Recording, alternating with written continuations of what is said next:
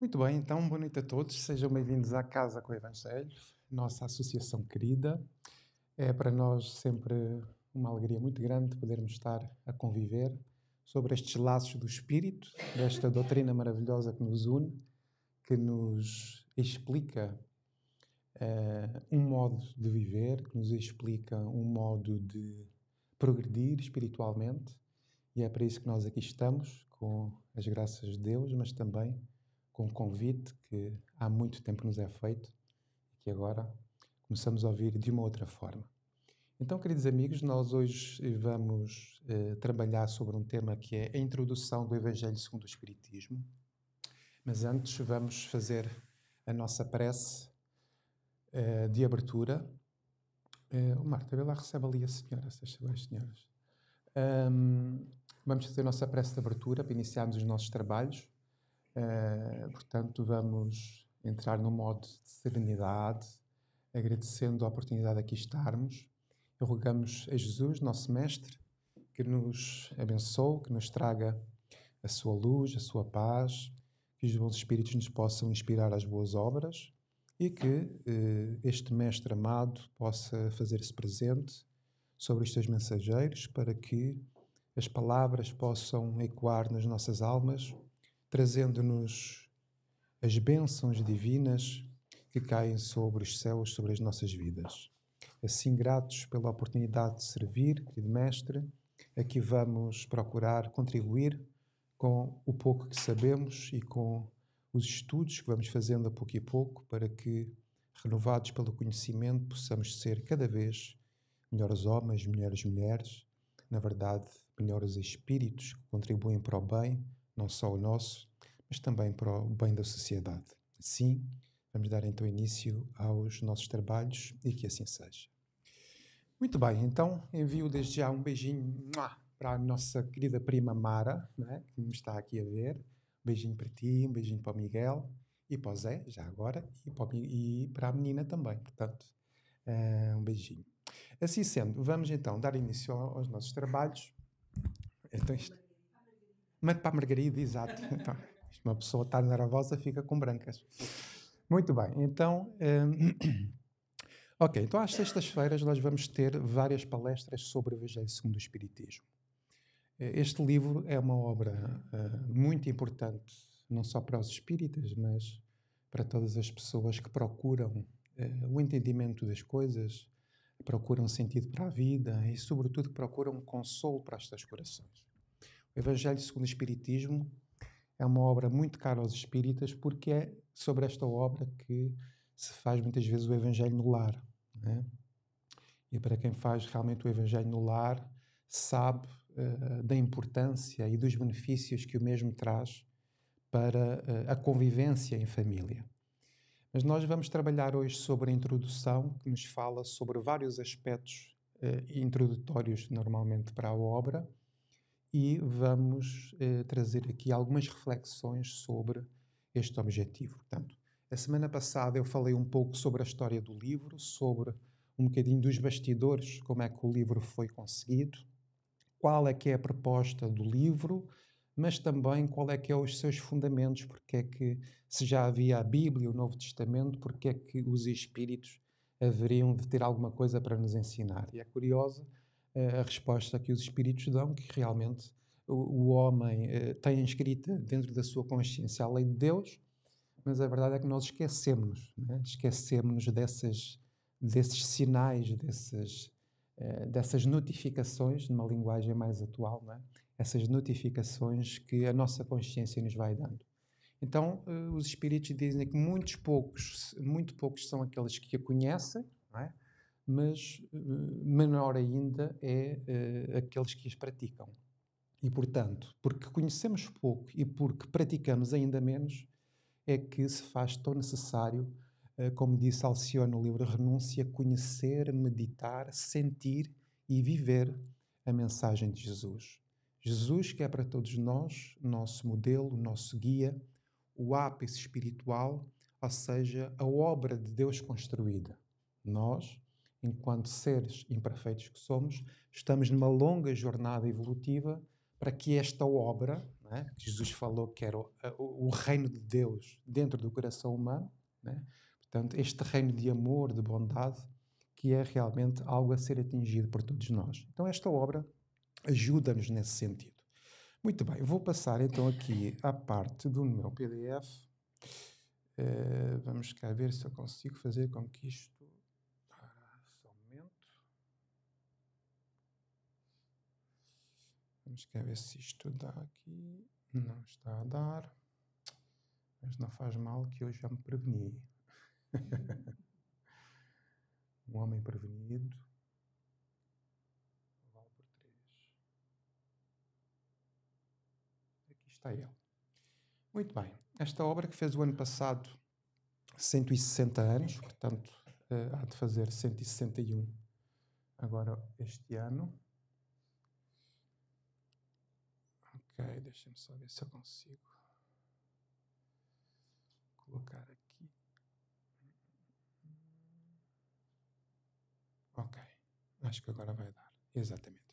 Então, a introdução do Evangelho segundo o Espiritismo ele está dividida em 4 partes. Okay?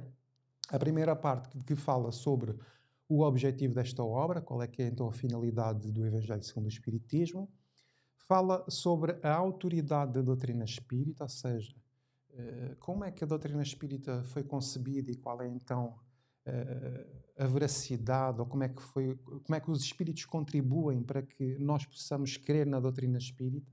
Portanto, é algo também muito importante que nos traz aqui a questão da lógica e da ciência espírita. Portanto, Allan Kardec vai dizer que a doutrina espírita, portanto, é a ciência que trata da origem e da natureza dos espíritos, bem como da sua relação com o mundo corporal.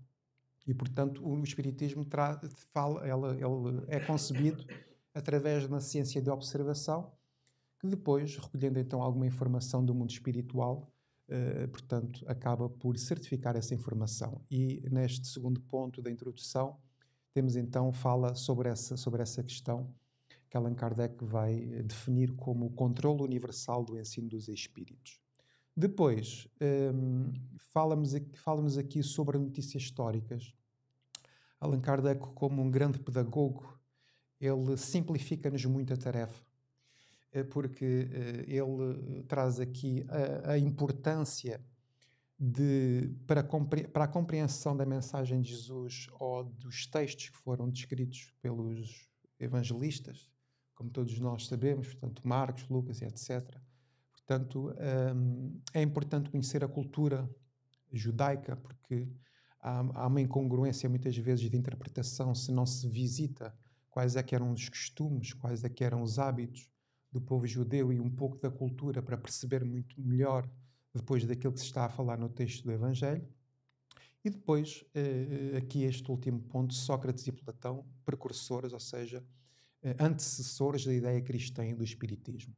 Portanto, Allan Kardec vai trabalhar aqui a ideia de que portanto, a evolução e a verdade, digamos assim, ela vai sendo percebida pela humanidade aos poucos e, no fundo, não aparecem as coisas do nada. Portanto, as coisas vão sendo trabalhadas à medida que a nossa consciência enquanto espíritos imortais se vai desenvolvendo, mas também à medida que o conhecimento que está paralelo à evolução e à inteligência do homem, neste caso do espírito, né, que também, portanto, nada nasce ao acaso. Tudo, diz Emmanuel, que na natureza e nas leis divinas há um espírito de sequência. Ou seja, nós trabalhamos sempre em trabalho de outros e isso, o processo evolutivo faz-se então dessa forma. Assim sendo, esta obra começa com uma comunicação mediúnica que foi recolhida por Allan Kardec e é de facto um prefácio riquíssimo. Ele é sucinto, mas é muito objetivo e de facto muito profundo. E eu vou lê-lo e vou comentá-lo porque realmente vale bastante a pena nós vermos este texto. E o texto diz o seguinte, vamos lá ver se eu consigo aqui está.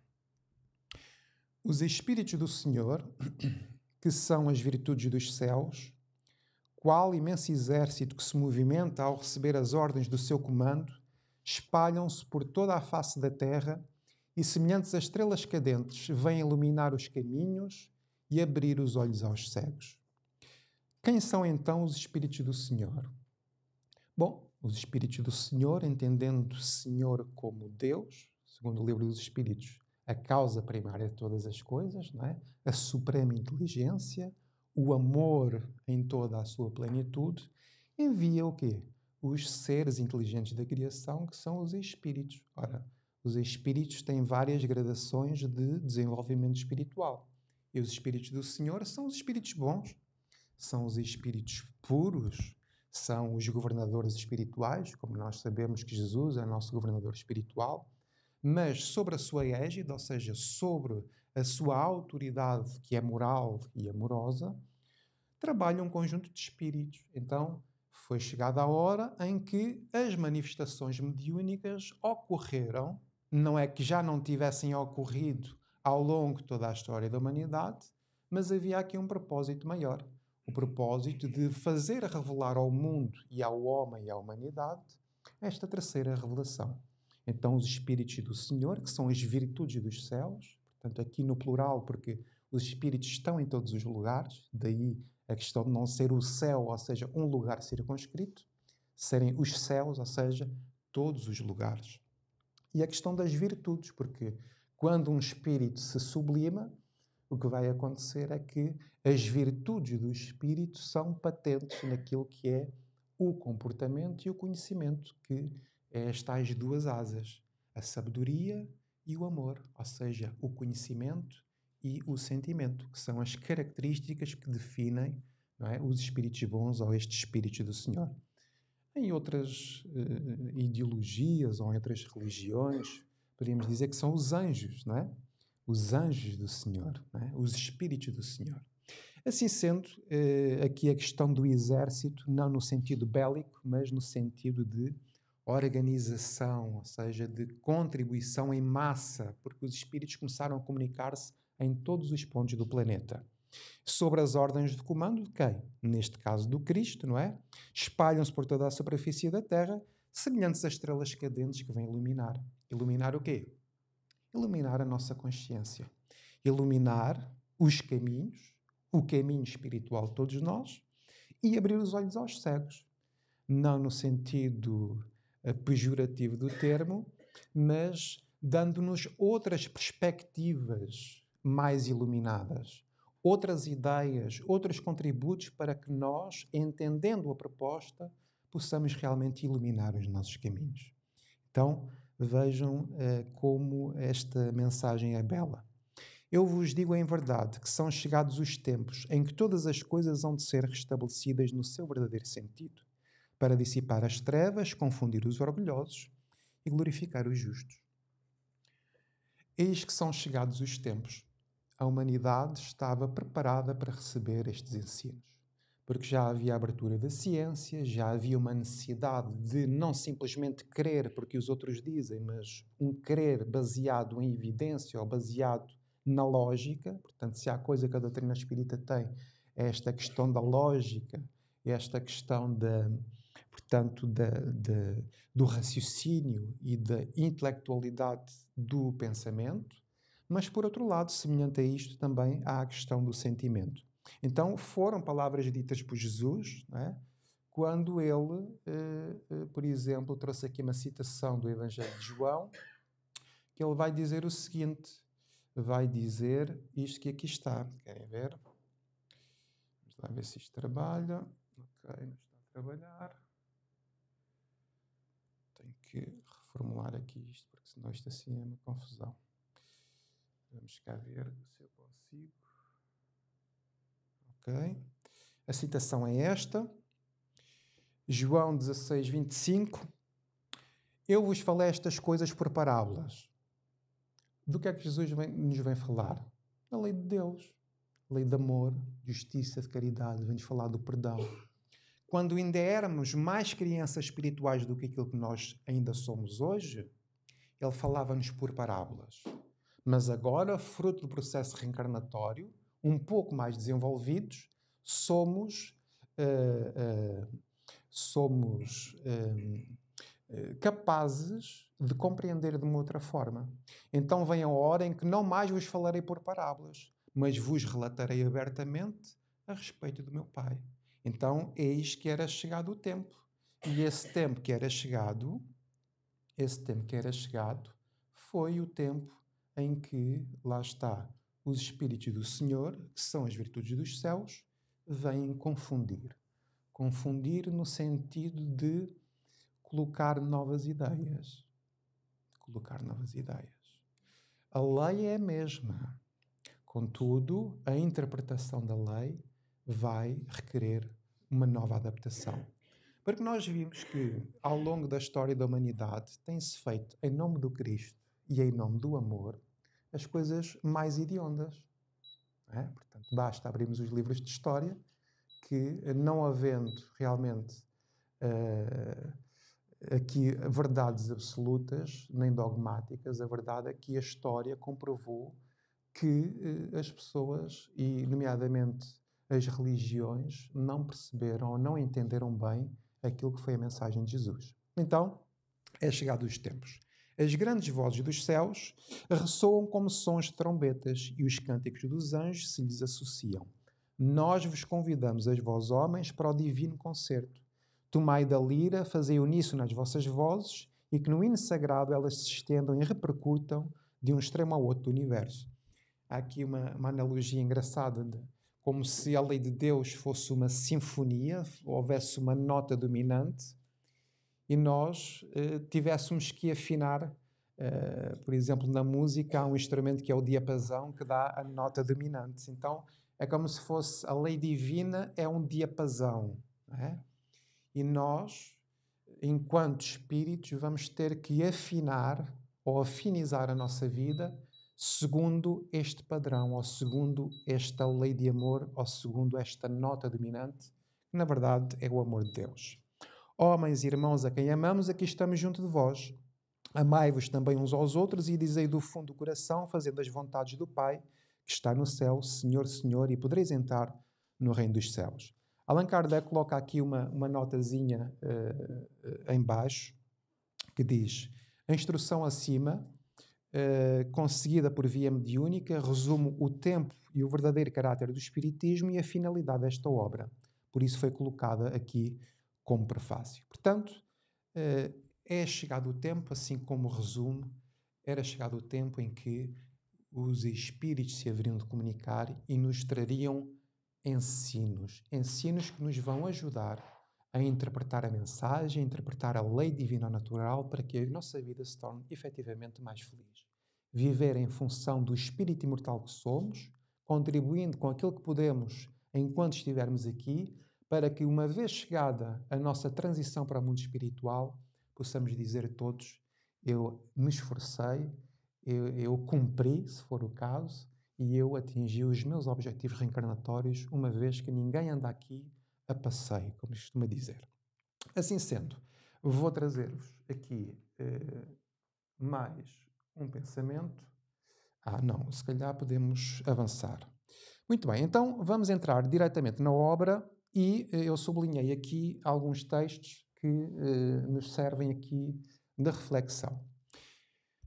Vejam este primeiro parágrafo. Pode dividir-se em 5 partes e matérias, as partes contidas nos Evangelhos. Primeiro, os atos comuns da vida do Cristo, os milagres, as predições, as palavras que foram tomadas pela Igreja para fundamentar os seus dogmas e o seu ensino moral. As 4 primeiras têm sido objeto de controvérsias. A última, porém, conservou-se constantemente inatacável. Ou seja, a moral que é do Cristo ficou, não é, inatacável. Porquê? Porque se nós olharmos para todas as religiões, nós verificamos que todas elas promovem o bem. Não é? Todas elas convergem para Deus. Então aquilo que é a moral do Cristo, independentemente se vem pelo cristianismo, se vem pelo espiritismo, se vem por outra religião qualquer que seja, elas convergem todas para uma lei universal. Para valores universais, que são os atributos de Deus, que são as tais virtudes dos céus. Então nós podemos chegar a esse ápice espiritual. Hoje estamos espíritas, não é? Mas amanhã estamos católicos, amanhã estamos hindus, amanhã estamos ateus. Mas tudo isso serve para a construção desta obra a atingir por todos nós, que é esta bondade extrema e este conhecimento extremo. Então, esta obra trata essencialmente da moral, de ensinos universais. Qualquer pessoa de uma outra religião, se ler este livro, não é, vai apurar o quê? Vai apurar ensinos morais. Que é aquilo que verdadeiramente nos importa, queridos amigos. Não é? É aquilo que verdadeiramente nos importa. O que verdadeiramente nos importa é a nossa conduta. Não é? O Divaldo diz: eu prefiro um ateu sincero do que um religioso hipócrita. Não é? Então não vale nada os nossos templos, os nossos centros, não é? Se isso não se traduzir numa ação concreta na sociedade. O facto de estarmos aqui reunidos tem que contribuir para a nossa melhoria enquanto indivíduos. Quer seja em todos os domínios onde nós nos movimentamos. É disso que se trata. E isso é assim. Allan Kardec fala que o bom espírita é aquele que, olhando para as suas imperfeições, é aquele que se esforça para se melhorar. E é essa caminhada que todos nós estamos a fazer. Não é? É essa caminhada.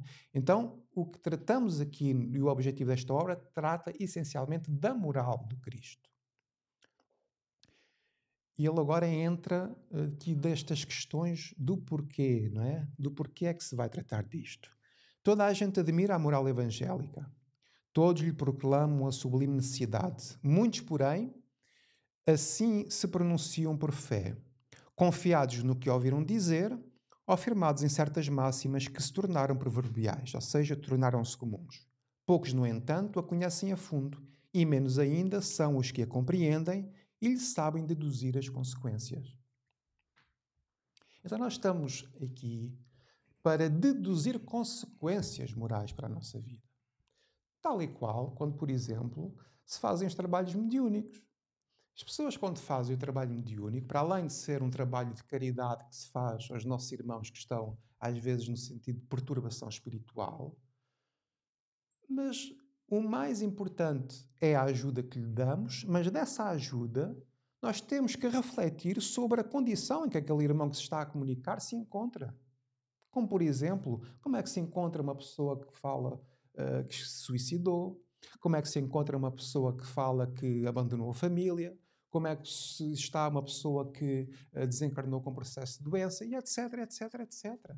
Ou seja, retirarmos lições morais e não tornarmos isto uma questão de leviandade, de adivinhação de futuro, consultar os espíritos só para sabermos se vamos casar, se vamos vender os terrenos ou se vamos fazer uma outra coisa qualquer. Portanto, daquilo que é caridade, que é o ponto principal da doutrina dos espíritos, nós temos que aprender com tudo aquilo que nos é revelado. E aí sim, começamos a aproveitar a doutrina dos espíritos, que está, infelizmente, muito equivocada, não é? Muito equivocada sobre o seu grande objetivo, que é exatamente isto que nós estamos a falar. A transformação moral de nós enquanto indivíduos. Assim sendo, nós vamos continuar. E diz assim Kardec: para obviar estes inconvenientes, ou seja, de falsas interpretações, reunimos nestas obras os artigos que compõem, a bem dizer, um código moral universal, sem distinção de culto. Lá está aquilo que eu estava a dizer. Um código moral universal, onde podem caber todas as pessoas, de todas as religiões, porque é transversal. O bem é transversal a todos nós. Em vez, porém, de nos atermos a uma ordem cronológica impossível e sem vantagem real para o caso, agrupamos, classificamos metodicamente estas máximas. Portanto, eu já falei disto na semana passada, de que os capítulos conduzem-nos a um raciocínio. Por isso, Allan Kardec fala muito no início dos princípios básicos da doutrina espírita, ou seja, o meu reino é deste mundo, a pluralidade dos mundos habitados, etc, etc, para depois entrar nas bem-aventuranças. O que é um espírito puro? É um espírito bem-aventurado. O que é um bem-aventurado? É um espírito feliz. Quem é que são felizes? São aqueles que atingiram esse ápice.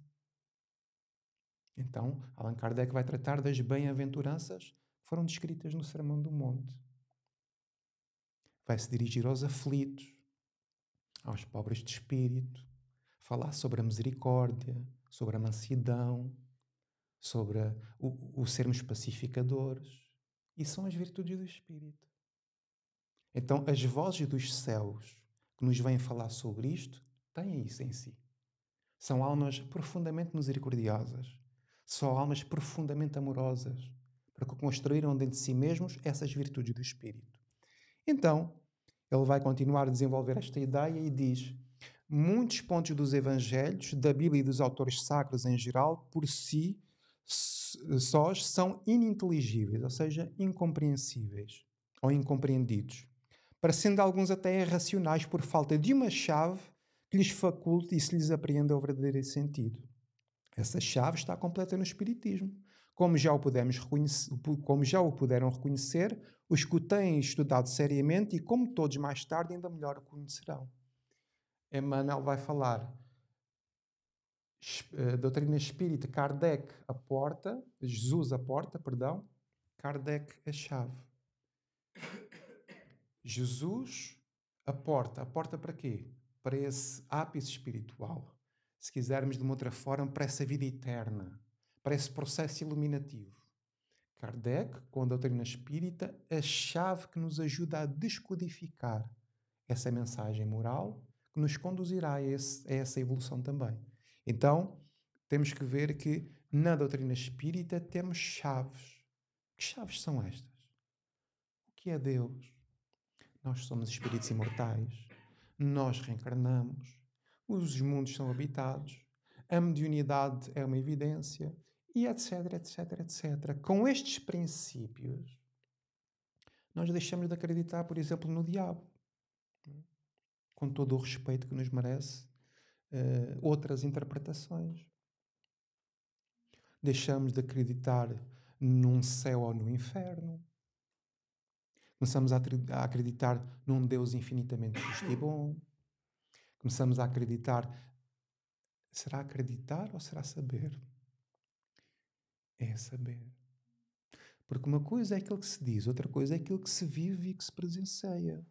Portanto, a questão da imortalidade da alma e da influência dos espíritos sobre as nossas vidas e sobre o processo mediúnico não é uma questão de crença, é uma questão de realidade e de, como é que eu ia dizer, de factos. Não é? E costuma-se dizer contra factos não há argumentos. Agora, se nós analisarmos bem, não há mediunidade na igreja. Então porquê é que há os senhores padres exorcistas? Não é? Agora, o nome que se dão às coisas, não é? E a interpretação que se dá é que cada um terá a sua. Uns de uma forma, outros de outra. Mas que há uma evidência, a influência do mundo espiritual sobre a nossa vida, isso ninguém pode recusar. Não é? Isso ninguém pode recusar. Agora, quando os espíritos vêm dizer que vêm confundir os orgulhosos e abrir os olhos aos cegos, tem a ver com, muitas vezes, nós desacreditarmos daquilo que acreditarmos uma vida toda, não é fácil como nós sabemos. E, portanto, certos dogmas e certas interpretações teriam que ser deixadas para trás. E isso, por vezes, não convém, porque ao lado disso há um conjunto de relações estabelecidas e de história estabelecida que agora não é fácil, não é? Seria negar-se a si mesmo. Curioso que é exatamente assim que Jesus diz para os discípulos. Quem quiser vir após mim, nega a si mesmo, carrega a sua cruz e siga-me. Não é assim? Muito bem, então esta questão é muito importante porque temos então uma chave que descodifica. Assim, esta obra é para uso de todos, diz Kardec. Dela, porém, podemos aurir os meios de conformar com a moral do Cristo e o respectivo proceder. Aos espíritas oferece aplicações que lhe concernem de modo especial. Cada um compreenderá e se verá incessantemente compelido a pô-lo em prática. Aconselho os seus guias espirituais. A instrução que promanam dos espíritos são verdadeiramente as vozes dos céus que vão esclarecer os homens e convidá-los à prática do Evangelho. É. Como é que dizia? Esta frase é atribuída a Francisco de Assis. Prego o Evangelho em toda a parte e, se necessário, utilizai palavras. É interessante a frase, não é? Prego o Evangelho em toda a parte e, se necessário, utilizai palavras. O que é que ele está a dizer? A nossa conduta a nossa forma de viver é a melhor forma de pregarmos o Evangelho e de pregarmos a doutrina espírita. Porque quando a nossa conduta se baseia nestes princípios morais, então não é preciso dizer mais nada. Porque os frutos que saem de nós, não enganam. É assim que Jesus disse. Pelos frutos se reconhece a árvore. E quem pratica o bem e quem tem ações compatíveis com esta moral, diz de quê? Diz de si mesmo.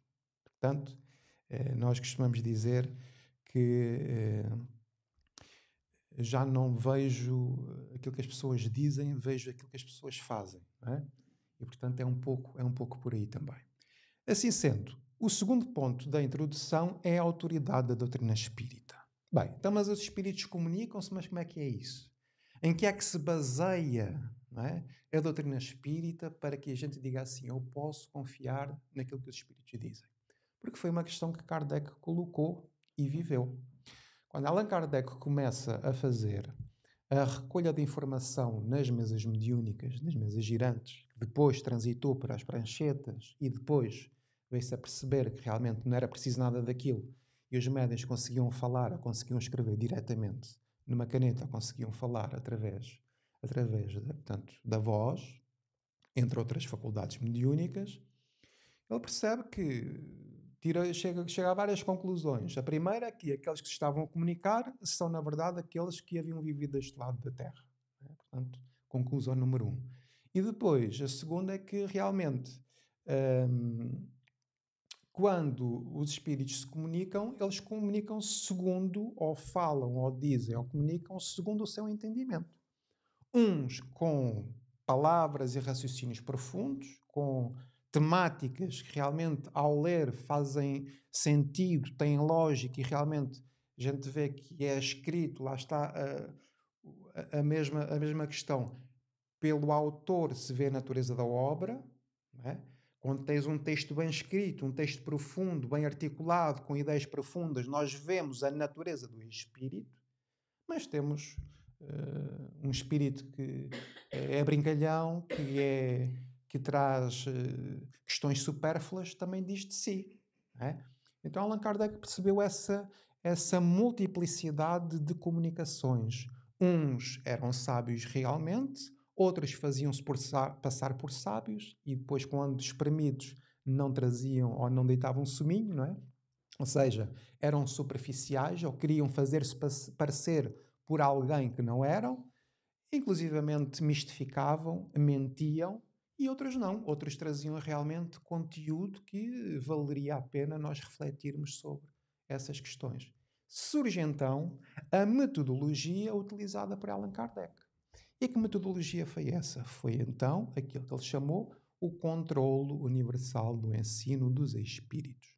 Este controlo universal do ensino dos espíritos nada mais é de que ele faz uma pergunta a várias pessoas, a vários médiuns colocados em vários centros espalhados, não só por França, mas por toda a Europa. Pergunta número 1 do Livro dos Espíritos. Que é Deus? Naquela altura não havia e-mails, não é? Nem havia messengers, nem WhatsApps, não é? Mas havia cartas, não é? Havia cartas. Então, cartinhas por toda a gente. E esperou pelas respostas. Porque uma das conclusões que ele também vai tirar é que aquilo que os espíritos dizem não é nada mais, nada menos do que uma opinião pessoal. E as opiniões pessoais são como os narizes. Todos nós temos um, não é? Portanto, cada um tem a sua opinião.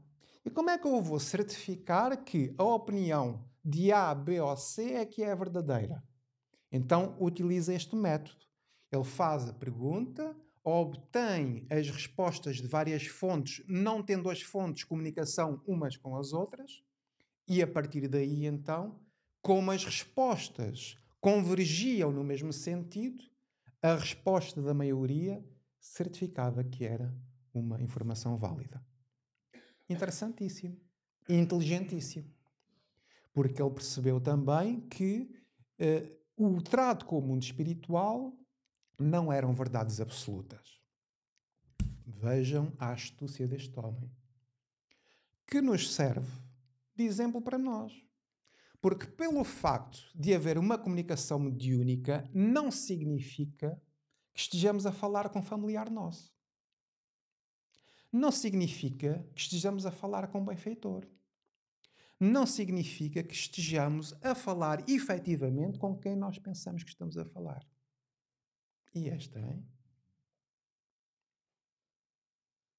Porque ao lado de pessoas e de espíritos que se querem comunicar, existem os bons espíritos e também existem os espíritos que procuram quê?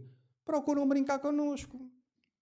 Procuram mistificar, procuram enganar. Que muitas vezes os objetivos são o quê? Fazer-nos sofrer. Então temos que ter cuidado com isso. Então, e como é que se pode ter a certeza? Bom, Allan Kardec vai falar sobre isso também. Para já, pela lógica da comunicação, pelo seu conteúdo e pela análise, portanto, do próprio conteúdo e também analisando em que contexto é que tudo isso é feito, que também tem muita importância. Então temos que analisar tudo isto para que não sejamos instrumentos, não é, de espiritualidade, ainda a precisar de muito amor, de muita consideração, de muita prece nossa e etc, etc, etc. Estão a ver a importância disto? Portanto, temos que ter um grupo, não é, orientado para esse tipo de situações, em determinado contexto, porque senão somos autênticos joguetes do mundo espiritual.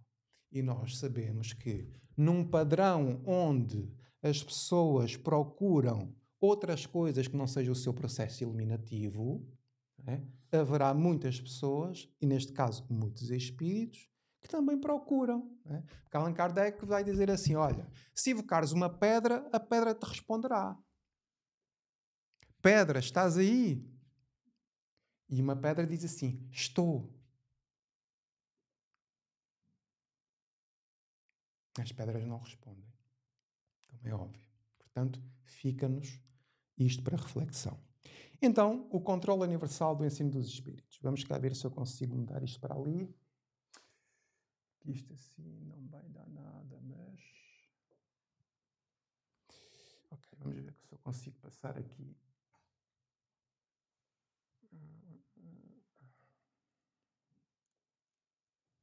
Não está a dar. Oi? Ainda não está. Isto é assim complicado. Ok, já está. Muito bem, o objetivo desta obra é passar à frente. Ok, então Allan Kardec vem dizer assim, a doutrina não é de concepção humana, portanto não se concentra na opinião do homem, é de origem plural. Vai dizer depois, podem queimar-se todos os livros, mas não os espíritos. Portanto, o espiritismo não nasceu da opinião de Kardec. Porque se estivesse concentrada na ideia ou na opinião do homem, tratava-se uma vez mais do quê? De uma ideia pessoal. E procuraram queimar os livros da doutrina espírita em 1861 com o Auto da Fé de Barcelona, a Igreja Católica. Mas mesmo que queimassem os livros todos, não haveria problema, porque a origem da doutrina espírita está no mundo espiritual. Portanto, quer os homens queiram, quer não queiram, se queimassem os livros todos, portanto, comunicar-se-iam novamente os espíritos para trazer novamente ensinos. Então, não haveria problema nenhum. Mas não se concentra então na ideia de um homem. Allan Kardec era um professor, pedagogo, habituado a sistematizar conhecimento e foi preparado para esta missão. Então, ele, enquanto codificador do espiritismo, faz a recolha da informação e orienta o nosso, como fez-nos a papinha toda, como se costuma dizer, não é? Portanto, orientou aqui os ensinos todos. Ele diz, na universalidade do ensino dos espíritos reside a sua força. Ou seja, da forma como foi conseguido.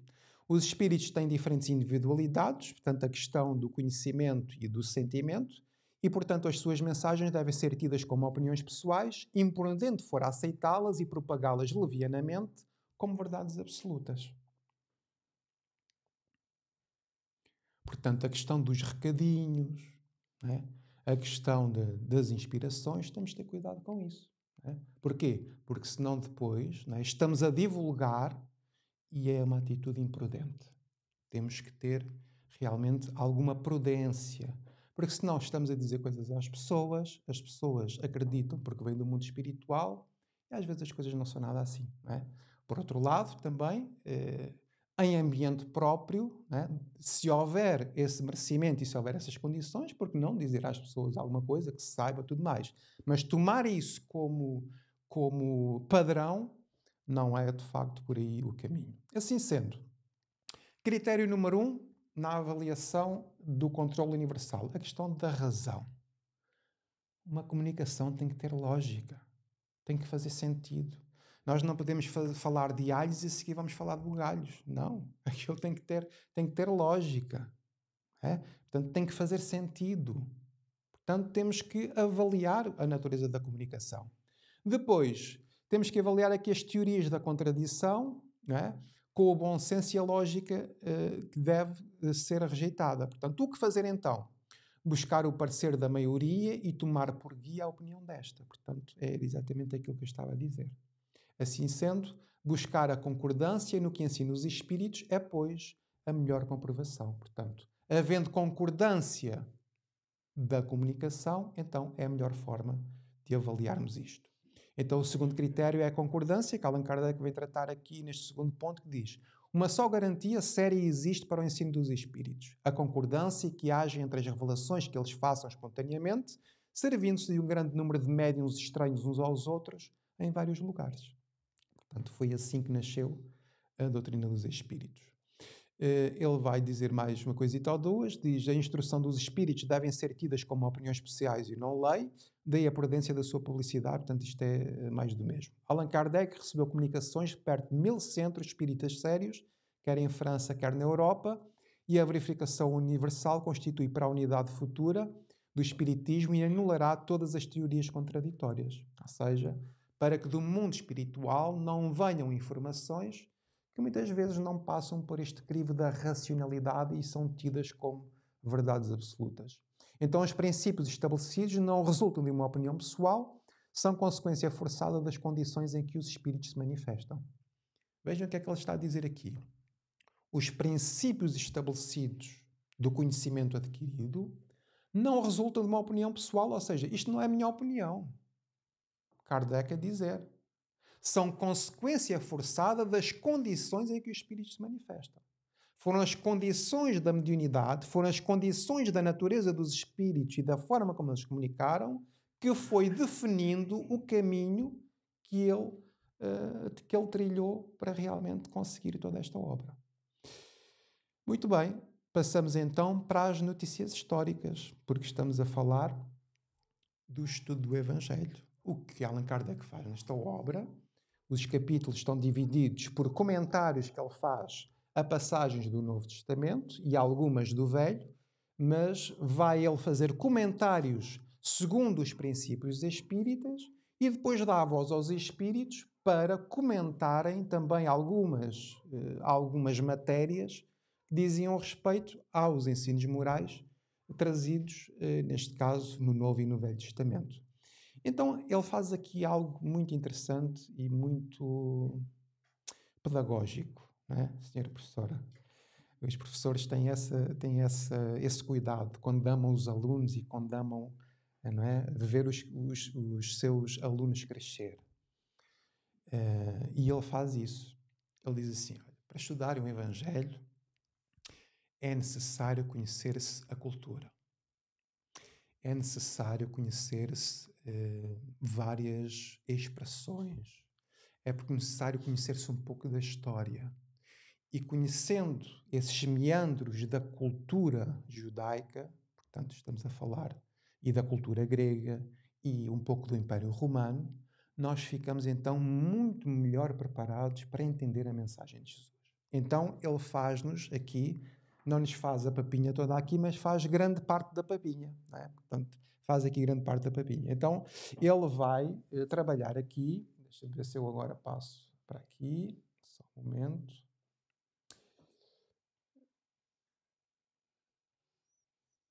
Ora, vamos passar aqui à frente. E o texto agora vai dizer o seguinte: para bem se compreenderem algumas passagens dos Evangelhos, necessário se faz conhecer o valor de muitas palavras nelas frequentemente empregadas e que caracterizam o estado dos costumes e da sociedade judia naquela época. Já não tendo para nós o mesmo sentido, essas palavras foram, com frequência, mal interpretadas, causando isso uma espécie de incerteza. Será que Jesus disse mesmo isso? Será que Jesus enlouqueceu no templo e mandou aquelas bancas todas viradas ao contrário? Será que há nisso uma postura compatível com a vida do Cristo? Não. Allan Kardec vem dizer assim, num capítulo que chama Moral Estranha. Das duas, uma. Ou o Cristo não o disse, ou há uma interpretação equivocada da vossa parte. Então, um exemplo. O que é que Jesus estava a fazer nessa situação em concreto? Estava a fazer um ato teatral característico dos profetas. Os profetas, antigamente, para passarem uma mensagem, eles, assim do nada, começavam tipo um gesto de mímica, né? Um gesto de mímica, mas para que todas as pessoas chamavam a atenção para aquilo que era a mensagem que queriam traduzir e faziam então essa forma de transmitir uma mensagem. Então Jesus, né, estava aqui, estava a fazer referência ao Velho Testamento, trazendo através da profecia de que as coisas santas realmente, as coisas de Deus não são para serem vendidas. Okay? Mas falta-nos perceber essa questão cultural, esta questão religiosa, esses costumes, etc, etc, etc. Como isto, há outras questões que Allan Kardec vem trazer também nesse capítulo, que é o capítulo da moral estranha, como, por exemplo, odiar pai e mãe, que ele vem trabalhar esse assunto. Quem não odiar pai e mãe não é, portanto, não pode seguir, qualquer coisa assim do género. Não é? E aqui o odiar não é odiar, mas será amar menos, que muda completamente aqui a interpretação da coisa. Então falta-nos realmente perceber o que é um judeu, o que é um fariseu, o que é um saduceu, o que é um samaritano. Porque reparem, quando Jesus chega perto de uma samaritana, ou quando utiliza a parábola do bom samaritano, os judeus adoravam a Deus no templo em Jerusalém. Os samaritanos adoravam a Deus no poço de Jacó. Um judeu não se dá com um samaritano. Portanto, quando Jesus vai falar com a samaritana, ele está a quebrar os laços todos da cultura judaica. Quando Jesus se utiliza do samaritano para definir quem é o meu próximo, Jesus está a dizer assim, olha, aquele que vocês acham que por adorar a Deus num outro sítio é quase como o vosso inimigo, quando foi necessário, os vossos religiosos judeus afastaram-se de quem estava caído. E o bom samaritano, que se viu com um sentimento de íntima compaixão por quem está caído, esse é que vai ser o exemplo para o próximo. Porque o Cristo é assim. Quando nós começamos a julgar muito o outro, estamos, na verdade, a atrair caminho, né, para levarmos grandes lições. Então Jesus utiliza-se desta questão. É claro, quando nós conhecemos esta questão, por exemplo, da adoração a Deus, quando vem falar no samaritano no Evangelho, nós já sabemos do que é que se trata. Quando vamos falar de um fariseu, já vamos, no contexto interpretativo, perceber que estamos a falar de culto exterior, de adoração a Deus e a bater no peito e a fazer orações para que os outros vejam, mas naquilo que é essencial, afastamos de Deus. Qualquer semelhança com a realidade não é pura coincidência, é mesmo assim, não é? Por isso Jesus vai dizer que os fariseus eram como os sepulcros caiados, não é? Que estavam todos pintadinhos por fora, que são as nossas capas que a gente coloca a nossa melhor carinha de santo uns para os outros, não é? E por dentro estamos putrefactos. Putrefactos de sentimento, putrefactos de compaixão, putrefactos de empatia. E é disso que Jesus vai falar. Então, Temos que deixar de uma vez por todas esta hipocrisia, né? No qual eu me incluo, né? E, portanto, para estar a falar aqui para vocês, eu sou mais hipócrita, portanto, isso é mesmo assim. Mas a verdade é que nós temos que deixar, né, estes véus exteriores, epá, e viver uma vida realmente em espírito e em verdade. Em espírito e em verdade. Então, Allan Kardec ajuda-nos nisto. E traz-nos aqui o que é um saduceu. Mas não nos diz tudo, porque existem dicionários bíblicos e a gente, quando quer saber alguma coisa, vamos ter que agarrar na nossa boa vontade, que às vezes é pouca, mas irmos fazer o nosso caminho. Porque nós estamos habituados a que os outros façam o trabalho por nós. Quando começamos nós a fazer o nosso caminho, começamos nós a quê? A iluminar-nos, meu Deus do céu. Não é assim a nossa vida? Alguma coisa nos cai do céu? Chuva, né? E os trovões, às vezes. Mas nada cai do céu. Tudo tem que ser feito com muito esforço e com muito trabalho. Naquilo que é a nossa jornada espiritual é exatamente o mesmo. É exatamente o mesmo. Portanto, nós vamos ter que ir contribuindo a pouco e pouco com as migalhas que cada um tem. E nós temos tanto todos. Nós temos tanto. Porque é assim, o trabalho com o Cristo não se resume ao centro espírita. Não se resume ao trabalho que fazemos. Nós aqui estamos num ambiente de fraternidade, estamos todos num ambiente, digamos que controlado pelas nossas ideias, pela nossa fraternidade. Uns com o coração mais apertado, outros com o coração mais alegre, mas a verdade é que estamos aqui unidos por esta doutrina que nos une aqui. Mas a verdadeira vida espiritual é na rua. Aqui somos todos muito simpáticos uns para os outros. Mas temos que aproveitar o tempo que aqui estamos para que no momento em que tivermos atrito com alguém, que sejamos o Evangelho vivo. Que saibamos perdoar, que saibamos entender, que não nos saibamos julgar. E que possamos realmente ter essa postura. Por isso a pertinência desta obra. Né?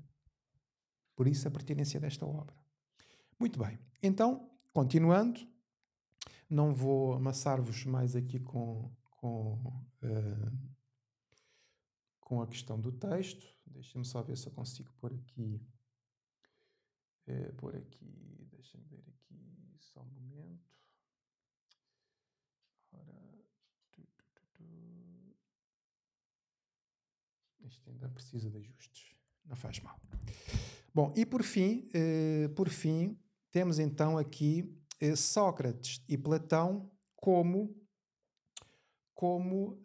precursores da ideia do cristianismo, ou seja, a ideia cristã e a ideia depois trazida pelo espiritismo.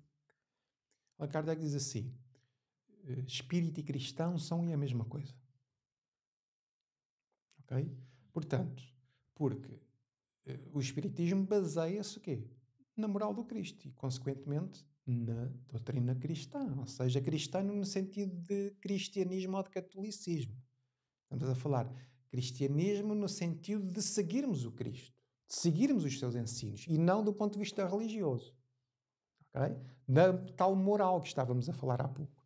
Então estas ideias já foram preconizadas por Sócrates e Platão muito antes de Jesus vir. Como, por exemplo, conhece-te a ti mesmo. Vocês já ouviram falar disto, não é? Qual é a maior a arte e a mais difícil? É conhecimento de nós mesmos. Conhecimento, se calhar, não somos tão bons. Se calhar, não somos tão amorosos. Ou seja, convite a sermos confrontados com a nossa própria sombra. Mas também não temos só sombra. Também temos coisas muito boas. Ao mesmo tempo, podemos analisar as coisas boas que também já conseguimos construir. E como é bom nós podermos ser confrontados com isso, com a nossa própria essência, com aquilo que verdadeiramente somos. Quantas pessoas há que vivem profundamente infelizes por causa de não viverem consoante aquilo que pensam, constrangidos com as ideias dos outros? Conhecem pessoas assim? Quem de nós não viveu já esses dramas? Eu já os vivi, vocês também, certamente. Às vezes não concordarmos com algumas coisas e não temos coragem de manter a nossa posição. Porque foge do padrão, porque vai confrontar, vai criar confronto. Não é? A gente não gosta e facilita. E depois vamos avançando e depois perdemos a nós mesmos. E depois andamos, o que é que eu andei a fazer à minha vida? Porque é que não fiz mais isto? Porque é que não fiz mais aquilo? Então temos que viver segundo isso. Portanto, Sócrates já falava sobre isto. Né? Conhece-te por ti mesmo. Mas também acreditava, portanto, vejam lá que ele até falava com Diamond, até falava com o diabo. Mas será que falava com o diabo? Porque a interpretação de diabo nada mais é do que uma interpretação que vem há muito a posteriori disso. E este sentido pejorativo da palavra diabo ou demónio, portanto, foi demonizada pelo próprio homem. Então, na época de Sócrates e de Platão, Diamond era espírito. Portanto, a comunicabilidade com o mundo espiritual era uma evidência muito antes da vinda do Cristo. A imortalidade da alma e a narrativa dos anjos da guarda foi preconizada por Sócrates e, portanto, são ensinos que já vêm. Isto para dizer o quê? Antes de Jesus vir, por exemplo, quantos profetas, maiores e menores, nós temos testemunho no Velho Testamento? Da vinda do Messias, que iria salvar o povo, iria levar para a terra prometida. Portanto, as coisas não aparecem do nada. As coisas não aparecem do nada. Portanto, há o tal sentido de crescimento, há o sentido de quê? De evolução paulatinamente. Porque para adquirirmos determinados conhecimentos, nós temos que ter de base outros mais incipientes. Quando nós estudamos matemática, não está cá a professora Fernanda, né? É uma pena. Fernandinha, se me estiveres a ver. Nós começamos na primária, né? Agora os miúdos já não. Eu vou falar, parece. Já estou velho, já estou a ficar velho, né? Os miúdos, pá, vejam aqui isto chegou. Mas pronto, os miúdos, né, da minha idade, né? A gente ainda fui das escolinhas que 2 vezes 1, 2, 2 vezes 2, 5. Ah, não, é 4. Portanto, e nós estávamos com isso, não é? Mas para chegarmos a equações complexas, precisamos ter adquirido esses conhecimentos básicos. Então, para entendermos equações complexas do ponto de vista espiritual, é necessário ter as bases. Então vejam que isto não é diferente da vida. Por isso é que, imaginem, quando a pessoa chega aos centros, né, são encaminhadas para estudos. É-lhes dada informação de apresentar, de virem às palestras, tudo bem, de ouvirem. Mas, enquanto estão do ponto de vista só de ouvir, estão numa forma passiva ainda. Porque a ideia é nós fortalecermos-nos, porque às vezes vimos aos centros e a outros locais com o coração bastante abatido.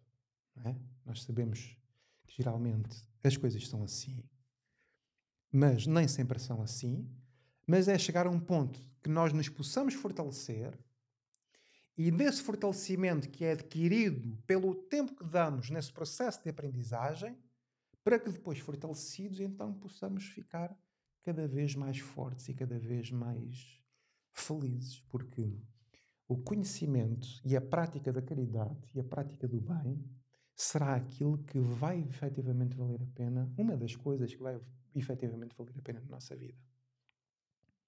E quem é que não gosta de ser feliz? Todos nós gostamos de ser felizes.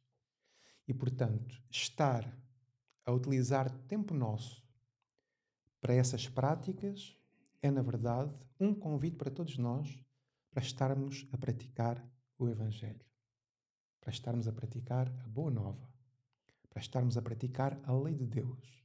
E nós sabemos que quem pratica a lei de Deus é, por essa razão, feliz. Por isso é que fora da caridade não há salvação. Por isso é que fora da prática do bem, nós não conseguiremos ser felizes. Então esta obra, estes conhecimentos, são muito importantes para nós. Portanto, os novos palestrantes, que é uma alegria para mim, nós podermos ter aqui outras pessoas que vêm contribuir, não é, Mónica Venda?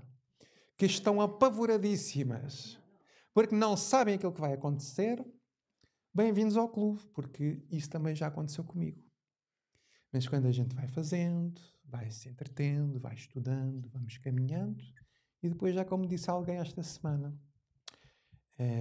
que a pessoa estava a falar como é que conheceu a doutrina e tudo mais, que foi por uns amigos, depois começou a ir e não sei o quê, e agora já só não vai se estiver a trabalhar. Depois, primeiro estranha-se, depois entranha-se, não é?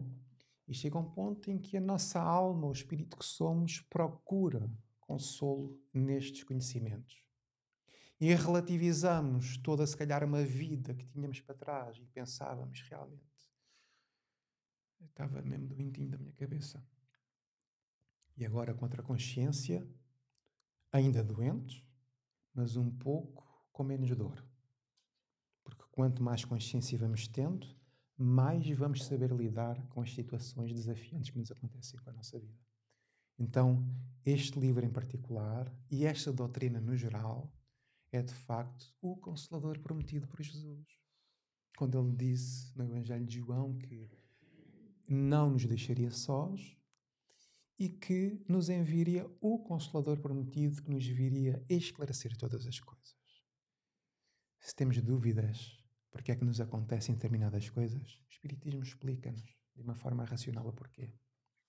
Mas ao mesmo tempo o esclarecimento traz-nos consolo para os nossos corações. A doutrina espírita, ela é riquíssima do ponto de vista do conhecimento e do ponto de vista intelectual. Mas o mais rico que a doutrina espírita tem é o consolo que nos dá. É a força que nos dá.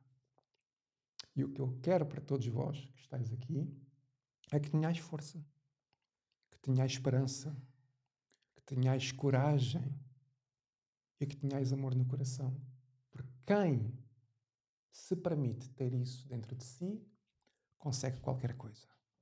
Portanto, meus amigos, que a doutrina nos ajude, que Jesus nos fortaleça e que a gente em conjunto, porque fazer a caminhada de mãos dadas é muito melhor do que nos virmos isolados do mundo.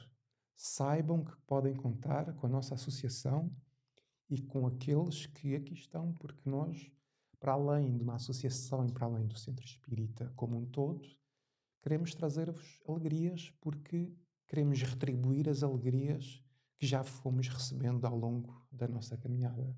Por isso aqui estamos e espero que possam usufruir deste nosso espaço, trazendo-nos consolo, alegrias. Se tivermos que rir, rimos, se tivermos que chorar, choramos, mas saímos daqui renovados. E é isso que eu espero que vocês saiam daqui hoje. Renovados, porque aqui estivemos. Muito obrigado a todos. E despedir-me daqueles que nos estão a ouvir.